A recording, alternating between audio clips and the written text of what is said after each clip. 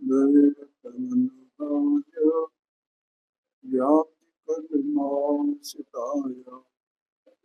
मम परमविशोधे शोधचिन्हमात्रमोदे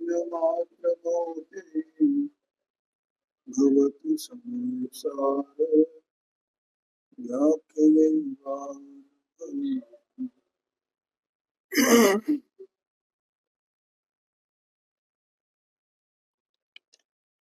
देखो सिमेसाती ग्रंथाधिराज और इसकी जो आत्मख्याति टीका है वो आत्मख्याति टीका का जो अंतिम हिस्सा है स्यादवाद अधिकार के रूप उस पर से अपना स्वाध्याय चल अभी अपन 271 नंबर की गाथा तक आ चुके हैं। पहले ज्ञान मात्र आत्मा वो उपाय भाव और उपेय भाव इस प्रकार से है ये बताया।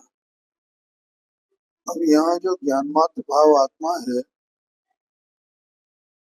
उसमें अनंत शक्तियां हैं, तो वे अनंत शक्तियां होने पर ही वो एक ही है ऐसा तो स्यादवाद का महत्व है वो आचार्य देव ने बताया। और इसके बाद इसमें स्यादवाद के द्वारा ये बात की सिद्ध होती है कि आप ही ज्ञान, आप ही ज्ञाता, आप ही के। क्या कहा? आत्मा ही स्वयं क्या है? क्योंकि जो परगे हैं वे तो उन्हीं के हैं ना, आत्मा का क्या है उसमें?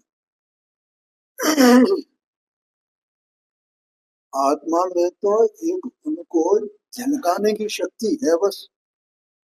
तो वो झलकाने की शक्ति तो उसका अपना स्वभाव है ना, है? और वो झलकाने की जो शक्ति है तो वो इस आत्मा को वो झलकाने की शक्ति के रूप से ज्ञात होती है। क्या कहा?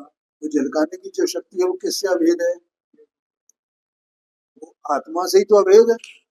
आत्मा ही जानने वाला ज्ञान है, आत्मा ही उसको जानने वाला जो झलकन उसकी उसको जानने वाला भी आत्मा ही। तो आप ही ज्ञाता है, आप ही ज्ञान है और आप ही ये। पर तो पर में रह गया ना, वो तो आत्मा में आया नहीं। क्या? अपन जितने जीव हैं, जितने जीव राशि हैं, वे सब ऐसे ज्ञाता ज्ञे ज्ञान ऐसे हैं क्या नहीं? अभी है क्या नहीं है? ऐसी स्वभाव है अपना। लेकिन अपन अपने को देखते ही नहीं है ऐसा कि मैं कौन हूँ क्या हूँ।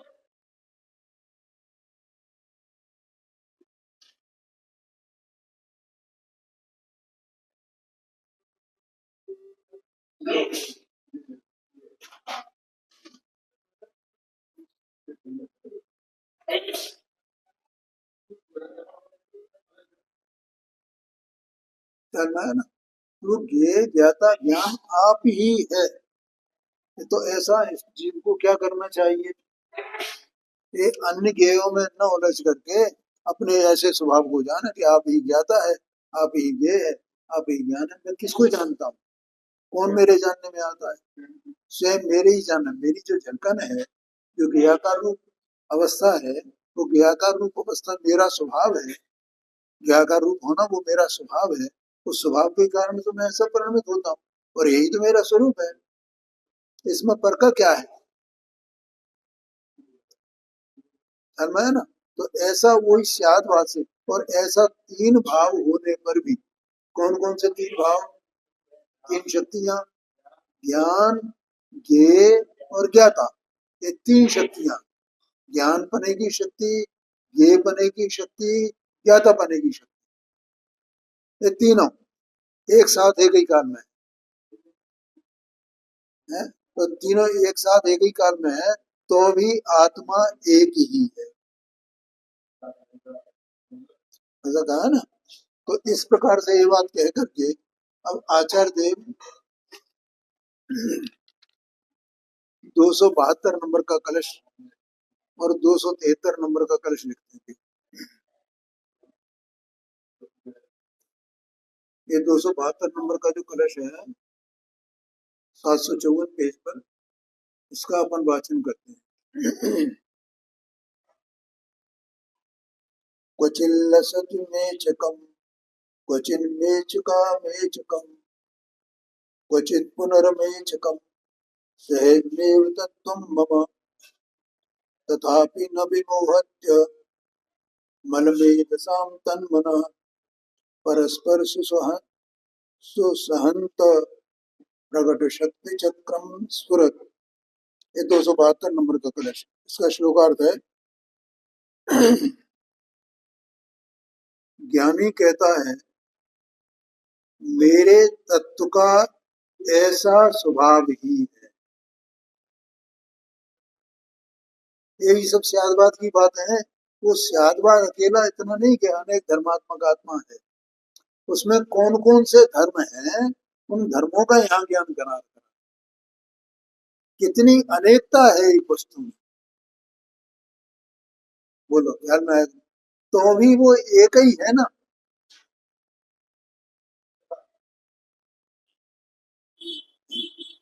देखो मेरे तत्व का ऐसा स्वभाव ही है कि कभी तो वह आत्म तत्व मेचक माने अनेकाकार अशुद्ध दिखाई देता है।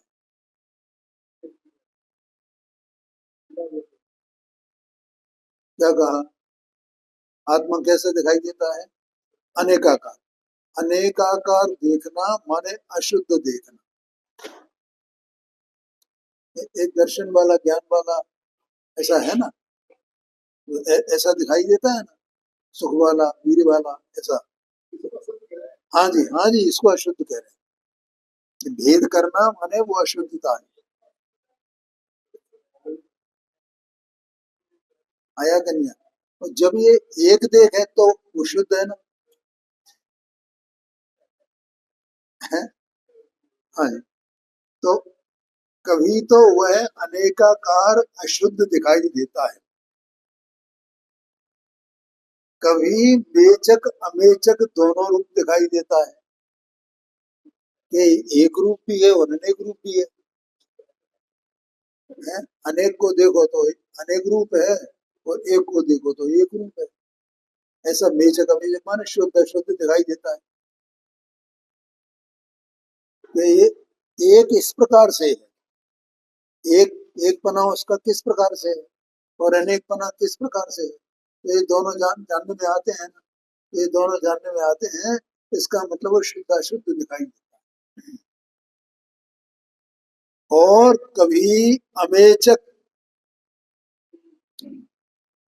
अमेचक मेचक माने भेद और अमेचक माने अभेद, एकाकार। एकाकार शुद्ध दिखाई देता है। क्या कहा, तीन बातें कही। कभी तो ये अनेकाकार माने अशुद्ध दिखाई देता है। देखो देह मन वाणी और ज्ञाना वर्णादि का आठ कर्म ये तो अलग ही, ठीक है। आत्मा पूरा अखंड अभेद सत्ता स्वरूप वस्तु भिन्न है, ठीक। अब इसको जानने वाला कौन है, आत्मा को, ऐसे आत्मा को जानने वाला ज्ञान ही है। तो ज्ञान ही तो जानने वाला है, और जानने में कौन आता है, आत्मा ही तो आता है। तो ज्ञेय भी आत्मा ही हुआ ना। अब वो ज्ञेय कैसा है, कि कभी तो बेचक दिखाई देता है, कभी वो बेचक अमेचक दिखाई देता है, और कभी वो बेचका मेचक दिखाई देता है। ध्यान में आया कि नहीं। देखो मैंने तीनों को अलग कर दिया, किस किस को, देह मन वाणी ये अलग, ज्ञाना वर्णादि आठ कर्म अलग, और ये राग अलग। अब आत्मा बचा, तो आत्मा ही जो है वो ज्ञायक है ना, आत्मा ही ज्ञेय है ना, आत्मा ही ज्ञाता है ना, ख्याल में है ना। तो देखने वाला कौन है, वो भाव भी आत्मा का ही हुआ ना, और देखने में आ रहा है उसको, वो कौन है, वो भी आत्मा ही है। और वो आत्मा कैसा है, कैसा दिखाई देता है देखने वाले को, कि कभी वो भेद रूप दिखाई देता है, कभी वो अभेद रूप दिखाई देता है, कभी वो भेदा भेद रूप दिखाई देता है। इसमें इन सब का कोई सहयोग नहीं है, कर्म का, इंद्रियों का, है, राग का, इसका कोई सहयोग नहीं है। ये पूरा आत्मा का स्वभाव ही ऐसा है ना, ऐसा स्वभाव है। कैसा, कि कभी ये ऐसा दिखाई दे, कभी ऐसा दिखाई दे, कभी ऐसा दिखाई दे, ऐसे ही इसका स्वभाव है ना। ये पण एक शक्ति है ना, आप ही ये है ना, एक, हाँ, हाँ जी, हाँ जी, हाँ, ऐसा आत्मा का स्वभाव है। देखो क्या लिखा है, और कभी अपेचक दिखाई देता है, एकाकार शुद्ध दिखाई, तथापि परस्पर सुसंगत, सुमिलित, सुग्रथित, इसका मतलब क्या हुआ, सुसंगत, सुमिलित, सुग्रथित। अभी मैंने एक शब्द उपयोग किया था 2-3 दिन में, पिरोया हुआ है। ये सुसंगत का मतलब वही है, ग्रथित माने गूंथा हुआ। अपन ने पिरोया हुआ कहा, पिरोया हुआ कहो या गूंथा हुआ कहो, क्या कहा, बोलो समझ में आया कि नहीं आया। तो सम्यक प्रकार से गूंथा हुआ, प्रकट शक्तियों के समूह रूप से, मैंने बे शक्तियां, ये सारी की सारी शक्तियां आत्मा में सम्यक प्रकार से गुथी हुई है। नहीं आ रहा समझ में, नहीं, क्या कहा, इस प्रकार से गुथी हुई है। किस प्रकार से, कि कभी वो अनेकाकार दिखाई देता है, कभी एकाकार दिखाई देता है। आया कि नहीं आया, मैंने ऐसा दिखाई देने पर भी उसमें भी शक्तियां ऐसी गुथी हुई हैं कि प्रकट शक्तियों के समूह रूप से स्फुरायमान हुए आत्म तत्व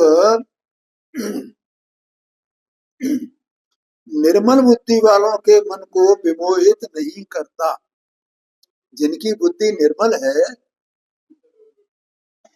वो उसे कि ये मेचक है या मेचक है, कि मेचका मेचक है, भेदा भेद है कि अभेद है कि भेद है, नहीं आएगा, कोई फर्क नहीं पड़ता। निर्मल बुद्धि वाला है, उसे मतलब उससे कोई, उसे आत्मा की जो श्रद्धा हुई है, वो प्रतीति हुई है, और तो भी वो प्रतीति होकर के उसको, उसमें उसे कोई शंका नहीं है, और उसी आधार पर वो अपने आत्मा में लीनता को प्राप्त होता है। अगर उसे शंका रहे तो आत्मा में लीन कैसे होएगा, ऐसा आशय है। हाँ जी, हाँ जी। अभी देखो मैंने एक शब्द और उपयोग किया था, उसका मैकेनिज्म। तो ये मेचकपना, मेचकपना, मेचका मेचकपना, तो ये सब क्या है, ये उसका मैकेनिज्म है पूरा का पूरा, है? ऐसा विचित्र अद्भुत मैकेनिज्म वो आत्मा का अंदर में है। तो ज्ञानी को इस मैकेनिज्म से कोई भ्रांति उत्पन्न नहीं होती। वो जानता है वस्तु ऐसी ही है, और ये सब भाव उसमें ऐसे पिरोए हुए हैं, ऐसे गुथे हुए हैं। आया कि नहीं आया ख्याल में, देखो भावार्थ है, आत्म तत्व अनेक शक्तियों वाला होने से, ये सब आत्मा की शक्तियां हैं। जितना अपन वहां से पढ़ रहे हैं, 269 नंबर का जो कलश है, वहां से शुरू हुआ है। ये सब स्यादवाद से ऐसा बताया है कि आत्मा मेचक है और अमेचक और मेच का मेचक है, ये भी स्यादवाद का कथन है, ये भी स्यादवाद से कही जाती है। भावार्थ, आत्म तत्व अनेक शक्तियों वाला होने से किसी अवस्था में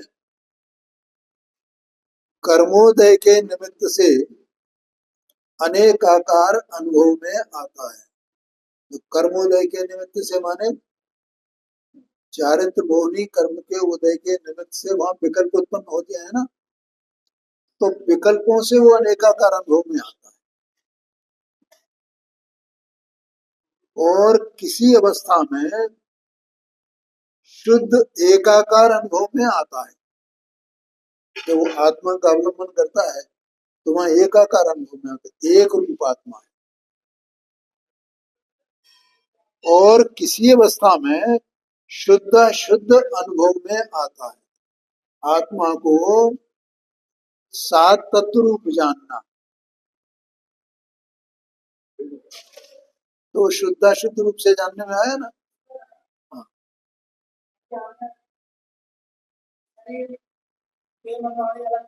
हाँ जी, हाँ जी, हाँ जी, हाँ जी, हाँ जी। कर्मोदय के निमित्त से माने ये ज्ञानात्मक विकल्प है। वहां चूंकि वो अनुभव में नहीं है ना, अनुभूति रूप से नहीं परिणमा है, तो वहां ज्ञान में इस प्रकार से विकल्प उत्पन्न होते हैं। लेकिन ज्ञान में विकल्प उत्पन्न होने पर भी वहां कोई जैसा इष्टनिष्ठ की कल्पना रूप अपने को राग द्वेष है, वैसे राग द्वेष नहीं है। क्या कहा?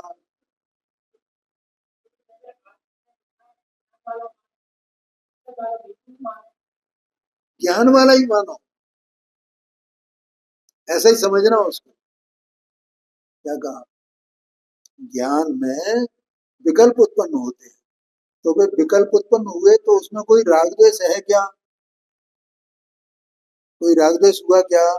या राग द्वेष कोई नहीं हुआ, इसलिए राग से भिन्न, ऐसा मैंने बोला। बढ़िया प्रश्न है आपका, है ना। लेकिन वो अपने से पतित हो गया ना, तो उस काल में कर्मो चारित्र मोहनी कर्म के उदय से वहां से छूटा है ना वो, इसलिए वो विकल्प ज्ञान में उत्पन्न हुए हैं। लेकिन वैसे राग द्वेष नहीं है वहां, ऐसा समझना। ज्ञानात्मक विकल्प है।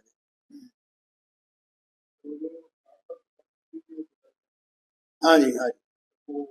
देवी राग द्वेष रहित है, जो आत्मा की अवस्था में ये आत्मा के भाव ऐसे हैं ना, आश्रम रूप यानी शुभाशुभ भाव हैं, या मान लो अशुभ भाव का अभाव हो जाए और शुभ भाव भी रहे हैं, तो ये मेरे भाव है, ऐसा वहां कौन कौन किसके भाव है वे?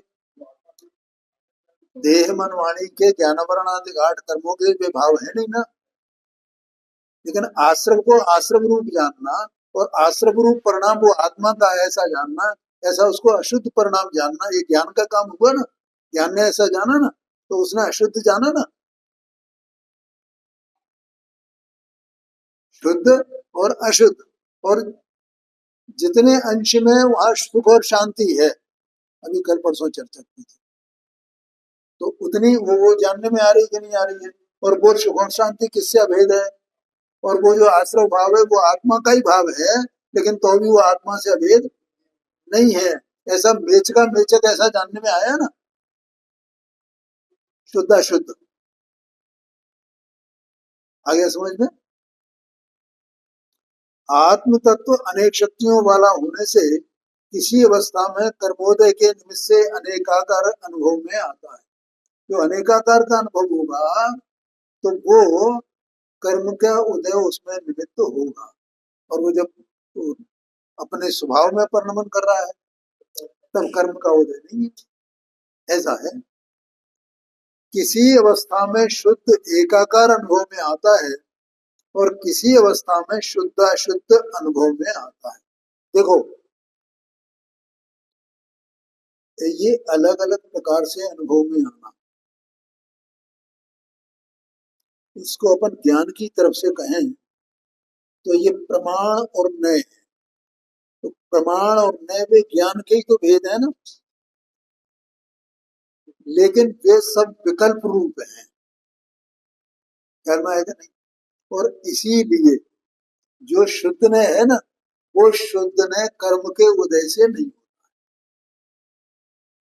शुद्ध ने माने, मैंने अभी कल परसों बताया था, शुद्ध ने माने जो आत्मा को शुद्ध देख रहा है, शुद्ध का अनुभव कर रहा है, शुद्ध की अनुभूति चल रही है, अनुभूति रूप परिणमा है आत्मा, तो वो उसका नाम शुद्ध है। लेकिन वह उपयोग ही तो है, नए माने ज्ञान। तो ज्ञान कैसा अनुभव कर रहा है, पर ये बात है। ठीक है। और शुद्ध शुद्ध जानेगा तो वो प्रमाण हुआ ना। इश्क कथनचित शुद्ध है, कथनचित अशुद्ध है, तो ऐसा प्रमाण का विषय हुआ ना। तो प्रमाण भी ज्ञान की अवस्था है कि नहीं है? तो उसमें राग की तो बात नहीं की गई है, लेकिन वो विकल्प रूप है, इसलिए कर्म का उदय निमित्त उसमें कहा गया।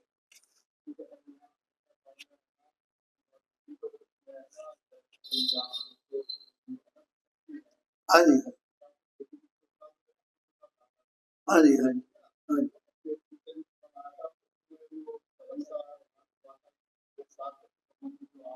हाँ जी, हाँ जी, हाँ जी। हाँ, वो दोनों प्रकार से एक ही बात है ना। वैसे कहो कि ऐसे कहो, अनेक शक्तियां कहो, वो तो है तो सब विकल्पात्मक ना।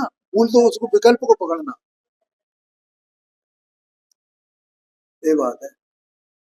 देखो, ये जैसे सात तत्व की बात है, सात तत्व का संधान है, तो ये कल तत्व की बात चली थी। ठीक है, तत्व की बात चली थी ना।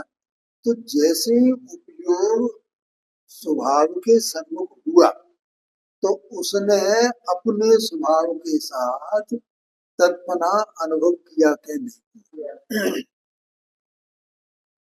ठीक है। अब वो स्वभाव से अनुभव उसे हो गया कि मैं ये हूं, और वही उसका अपनत्व हो गया कि नहीं। इतना होने पर देखो, एक तो अनुभूति का काल, और अनुभूति के काल से क्या हुआ, जब अनुभूति हुई, पहली बार अनुभूति हुई, तो क्या हुआ कि वहां अहमपना हुआ क्या नहीं। नहीं तो अनुभूति नहीं हुई। अगर अहमपना नहीं हुआ है और अनुभूति हुई है, तो अहमपना होता है, और उसमें अहमपना हुआ है, तो बाकी के जितने पदार्थ हैं, उसमें जो अहमपना अनादि का था, तो वो छूटा का नहीं छूटा। ये तो पहले दौड़े लगा रहा था।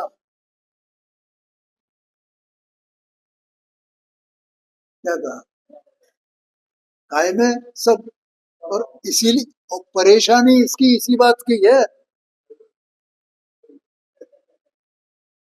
इसको जो दुख है, इसको जो आकुलता है, वो इसी बात की आकुलता है। क्या कि ये दौड़े लगा लगा करके ये थकता है, ये दुखी होता है। उसमें मंगत राय जी बारह भावना में नहीं आता है कि जैसे वो मृग जो है वो दौड़े लगा करके, जल नहीं पावे प्राण गवावे, जल नहीं पावे प्राण गवावे, भटक भटक मरता। तो ये हर क्षण भटक रहा है, और भटक रहा है तो मर रहा है, और ये दुखी हो रहा है। और जब यहाँ आया, तो उसे पता चल गया ए में हूं, तो उसमें अहमपना आया। अब जब अहमपना आया, तो जो मैं नहीं हूं, उसमें से अहमपना छूटा कि नहीं है? तो राग में से अहमपना छूटा कि नहीं छूटा? तो छूट गया अहमपना। देह में से अहमपना छूटा कि नहीं छूटा? कर्म में से अहमपना छूटा कि नहीं छूटा? उसका स्व स्वामीपना छूटा कि नहीं छूटा? कर्ता कर्मपना छूटा कि नहीं छूटा? सब कुछ छूट गया है। ठीक है ना। और वो छूट गया है, तो वहां पर, वहां माने जैसे अनुभूति समाप्त हो गई है। अब ये फिर उसी दशा में, विकल्प की दशा में आ गया। तो वह ज्ञान में वो सब ज्ञात हुआ क्या नहीं हुआ।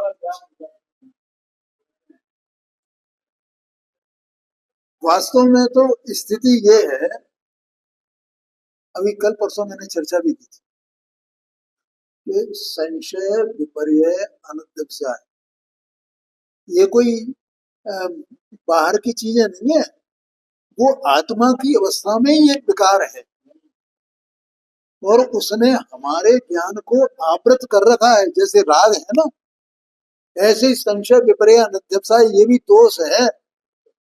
जैसे राग से कसाय से हमारा आत्मा, उसका स्वभाव जो है वो आवृत है, वो प्रकट नहीं हो पा रहा है। ऐसे ही संशय विपर्य अनध्यवसाय ये भी ऐसे दोष हैं जिनसे हमारे ज्ञान का जो स्वपर प्रकाशक स्वभाव है वो प्रकट नहीं हो पा रहा है। और जहां उसका तत्पना जाना,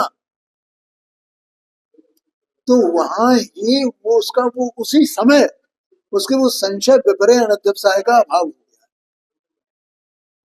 तो उसका अभाव होने से उस ज्ञान ने ये जान लिया, सब जान लिया उसने, स्व और पर को, सबको कौन स्व है कौन पर है, और स्व में उसकी रुचि बरकरार रहेगी कि नहीं रहेगी, और पर में उसकी रुचि छूटेगी कि नहीं छूटेगी, कब तक के लिए छूटेगी।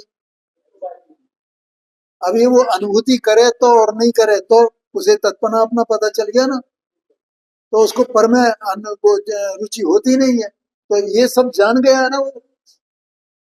फिर भी कर्म के उदय से विकल्प उत्पन्न होते हैं, और मैंने ये जानना माने ये प्रमाण ज्ञान होना, सब पूरा पूरा मैकेनिज्म उसका जान गया। शुद्ध किस प्रकार से शुद्ध है, किस प्रकार से अशुद्ध है। क्या कहा, आत्मा किस प्रकार से शुद्ध है, किस प्रकार से अशुद्ध है, किस प्रकार से शुद्ध शुद्ध है, ऐसा सब जानने में आया क्या नहीं आया। ठीक है। अच्छा अब देखिए, किसी अवस्था में शुद्ध एकाकार अनुभव में आता है, और किसी अवस्था में शुद्ध शुद्ध अनुभव में आता है। तथापि यथार्थ ज्ञानी माने जब अशुद्धने से देखता है तो अशुद्ध अनुभव में आता है, शुद्धने से देखता है तो शुद्धने शुद्ध रूप अनुभव में आता है, और प्रमाण से देखता है तो शुद्धाशुद्ध अनुभव में आता है। आ गया समझ में। और ये प्रमाण और नए ये सब स्यादवाद के ही अंश हैं, इसमें स्यादवाद में ये सब गर्भित है। बोलो भैया, समझ में आया ना। ऐसा ये बातें भी बहुत जरूरी है समझनी। प्रमाण क्या है, नए क्या है, स्यादवाद क्या है। केवल इतना नहीं कि हम आत्मा आत्मा आत्मा ऐसा करें, और ये प्रमाण स्यादवाद नए ये क्या है ये नहीं समझे, तो फिर अब सब गड़बड़ हो जाए।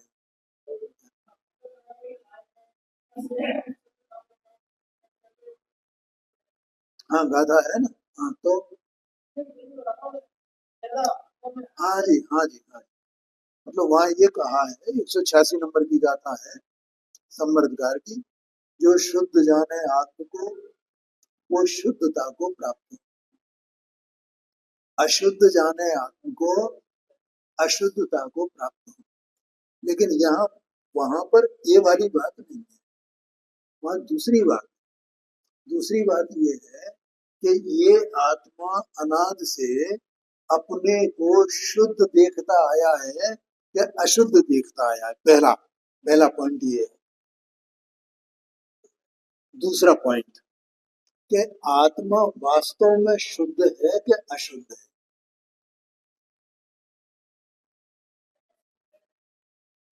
दो पॉइंट है जी। हाँ जी हाँ जी हाँ जी हाँ जी हाँ जी। अभी 2-3 दिन पहले मैंने चर्चा में आपके यहाँ ये जो वस्तु है, वो वस्तु में कोई विकार आया ही नहीं है ना। वो उत्पाद द्रव्यात्मक है, और उत्पाद में भी उसमें चल रहा है, लेकिन वो उत्पाद रूप जो पर्याय है, वो पर्याय तो क्षणिक है। तो वो पर्याय से तो आत्मा पकड़ में नहीं आएगा ना। आत्मा तो पकड़ में कैसे आएगा, जो त्रैकालिक एक स्वभाव आत्मा का है, वही आत्मा के द्रव्य का द्रव्यपना है। आत्मा जो वस्तु है सत्ता स्वरूप, उसका द्रव्यपना क्या,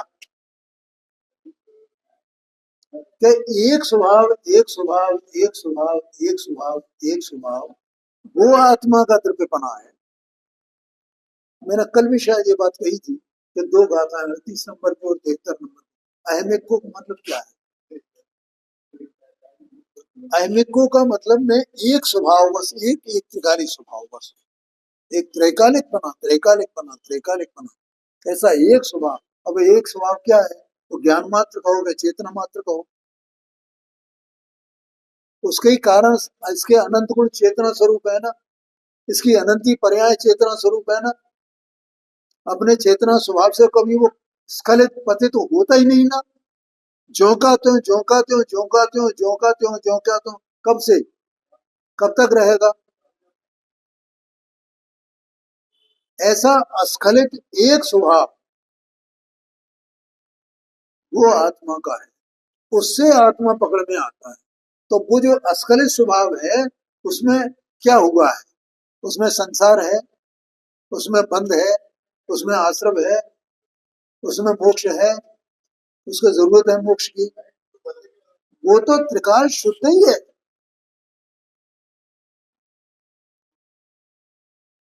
ठीक है, ऐसे उस शुद्ध को जब ये आत्मा शुद्ध जाने, मानो उसकी तरफ जाने, उसको जाने, उसके अभिमुख हो, तब ये जाने, तो उसकी परिणति में अनादि की जो अशुद्धता है वो दूर हो जाएगी। दुख है, अशांति है, वो दूर हो जाएगा और इस सुख और शांति को प्राप्त करेगा। है? लेकिन ये अपने को शुद्ध नहीं जान रहा है। तो कैसा जान रहा है? अशुद्ध जान रहा है। अशुद्ध कैसे जान रहा है? अशुद्ध का मतलब क्या होगा? किसी चीज, कोई चीज अशुद्ध होती है तो अशुद्ध वो कब कही जाती है? तो उसमें कुछ मिलावट हो है, नहीं? अगर वो मिलावट कर दी, कोई भी मिला, कुछ भी मिला दिया, वो अशुद्ध हो गई।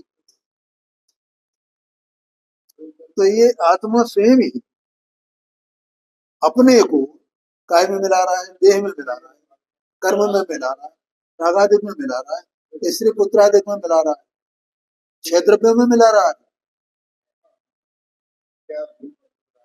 उनको अपने में मिला लिया है इसने। मैं इनका करता हूँ, ये मेरे कर्म है, ये सब स्वस्वामी संबंध की अपेक्षा से, कर्ता कर्म की अपेक्षा से, भोक्ता भोगी की अपेक्षा से, ये सबसे सबको मिलाया हुआ है ना इसने अपने में। तो इसलिए वो तो अशुद्ध है। और जब ये उधर से पलट जाए एक बार वो, तो पता चले कि ये शुद्ध है।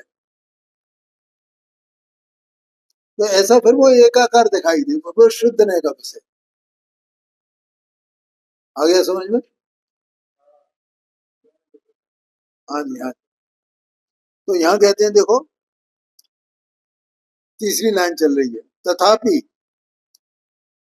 यथार्थ ज्ञानी स्यादवाद के बल के कारण भ्रमित नहीं होता, उसे कोई भ्रांति उत्पन्न नहीं होती। क्या ये नित्य है, क्या नित्य है? कभी तो नित्य कहते हैं, कभी अनित्य कहते हैं। तो नित्य अनित्य स्वरूप बताया कि नहीं बताया? एक ही वस्तु है, उसमें नित्यता भी है, अनित्यता भी है। एक पना भी है, अनेक पना भी है, सतपना भी है, सतपना भी है, तत्पना भी है, तत्पना, सब सब उसमें सब कुछ है। उसमें अनेक शक्तियां हैं, तो भी ये एक ही है। ऐसा ज्ञानी स्यादवाद के बल से, बल के कारण भ्रमित नहीं होता, जैसा है वैसा ही मानता है, ज्ञान मात्र से च्युत नहीं होता। ऐसा अनेकाकार है तो भी एकाकार ज्ञान मात्र है ना। क्या कहा? जो ज्ञान भाव है, अभी अभी थोड़ी देर पहले मैंने बताया था, जो चेतना स्वभाव है, ज्ञान मात्र भाव है, तो ज्ञान मात्र भाव नित्यता में अनित्यता में सब जगह व्याप्त नहीं है क्या? व्याप्त नहीं है। सत में असत में दोनों में व्याप्त नहीं है। अरे वो असत में व्याप्त नहीं हो तो वो उसको कैसे पता चलेगा? इसका जानेगा कैसे? तो असतपने में भी ये व्यापक है, ज्ञान व्यापक, उत्पाद में भी व्यापक है, देह में भी व्यापक है, होने में भी व्यापक है, नहीं होने में भी व्यापक, ऐसा है। तो एक ज्ञान मात्र भाव नहीं, भ्रमित नहीं होता, जैसा है वैसा ही मानता है। अब देखो अगला कलश है,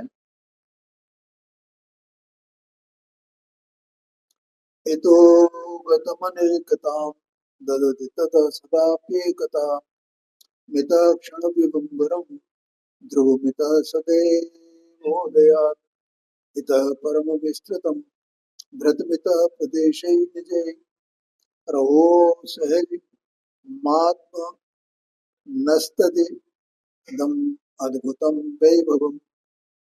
श्लोकार्थ देखो। अहो, आत्मा का तो यह सहज अद्भुत वैभव है कि एक ओर से देखने पर वह अनेकता को प्राप्त है और एक ओर से देखने पर सदा एकता को धारण करता है। ध्यान में आ गया ना? एक एक माने एक ओर से देखने माने एक दृष्टि से देखने, एक दृष्टि से देखने पर आत्मा में अनेकता, अनेक धर्म है, अनेक गुण है, तो अनेकता है ना आत्मा में। और एक ओर से देखने पर आत्मा में कोई भेद ही नहीं दिखाई देता। एक दृष्टि से देखने पर वो एकाकार है, एकाकार है, एकाकार। एक ओर देखने पर क्षणभंगुर है, माने पर्याय पेक्षा से देखने पर क्षणभंगुर उत्पाद रूप है। ये सब जितना देखो, सम्य जितना भेद का कथन है वो सब पर्यायगत है भैया। सम्यक दर्शन है, सम्यक ज्ञान है, सम्यक चारित्र है। और ये सम्यक दर्शन ज्ञान चारित्र कहाँ से प्रकट होते हैं, किसके हैं? तो वैसी शक्ति आत्मा में है क्या नहीं है? श्रद्धा की शक्ति आत्मा में है, ज्ञान की शक्ति आत्मा में है, चारित्र की शक्ति आत्मा में है। तो शाम को नहीं आएगी। हाँ, कल ये चर्चा की थी ना थोड़ी सी, वो सब आत्मा में ही है, तो आत्मा में है तो प्रकट होते हैं। अभी श्रद्धा गुण का परिणाम, हम जो अज्ञानी जीव हैं, तो श्रद्धा श्रद्धा गुण है ना आत्मा का, तो उसका परिणाम चल रहा है कि नहीं चल रहा है? चल रहा है। श्रद्धा गुण है तब चल रहा है, बस उसमें विपरीतता आ गई है, जो इसने मिला के रखा है उसको।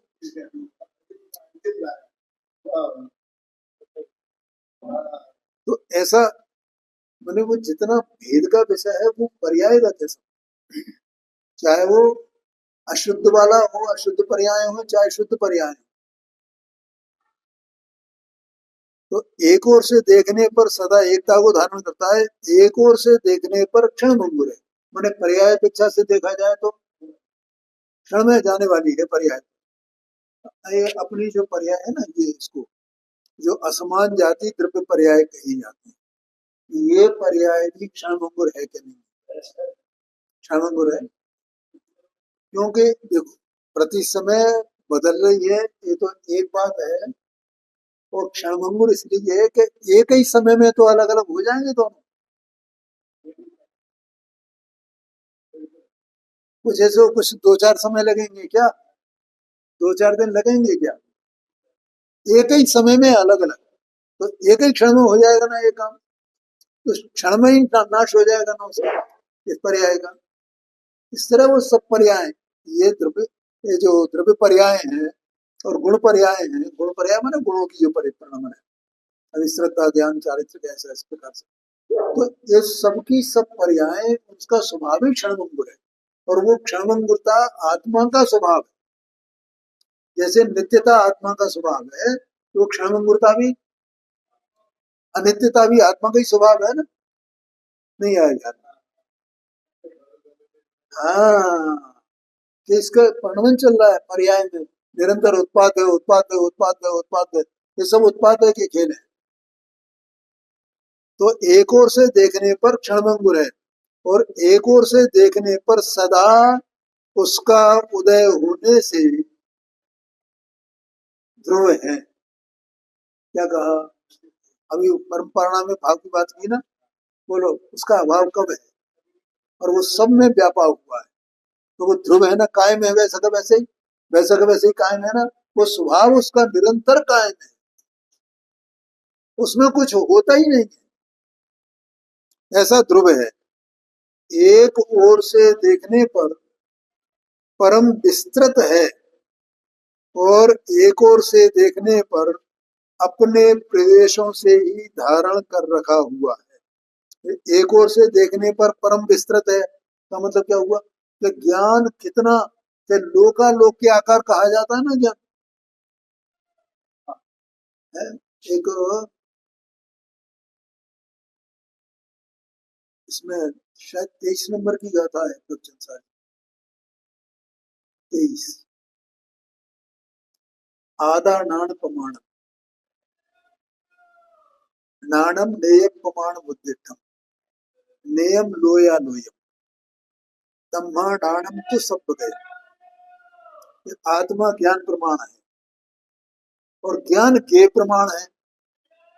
तो कितना विस्तृत है कि जितना गे है उसके आकार रूप होने वाला है ना, उसको जानने वाला है ना। और गे कितना है कि लोकालोक, तो आत्मा कितना विस्तृत है कि लोकालोक रूप है आत्मा।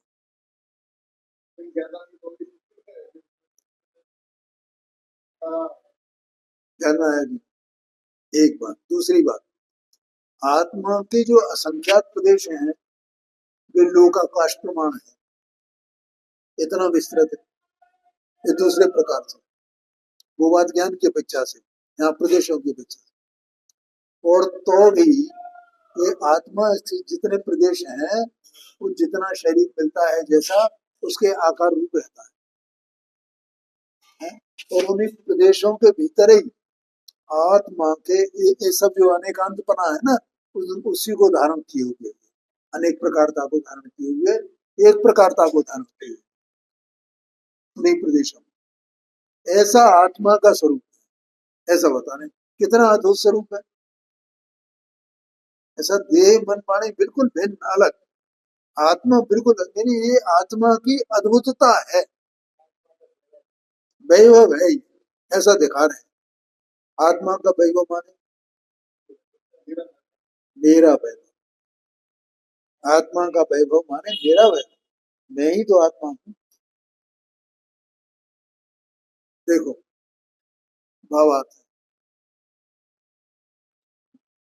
पर्याय दृष्टि जो पंडित साहब यहाँ पहली लाइन में पहला शब्द ही लिख रहे हैं, पर्याय दृष्टि से देखने पर आत्मा अनेक रूप दिखाई देता है, और द्रव्य दृष्टि से देखने पर एक रूप। ठीक है भैया, द्रव्य दृष्टि का अर्थ समझ में आएगा ना।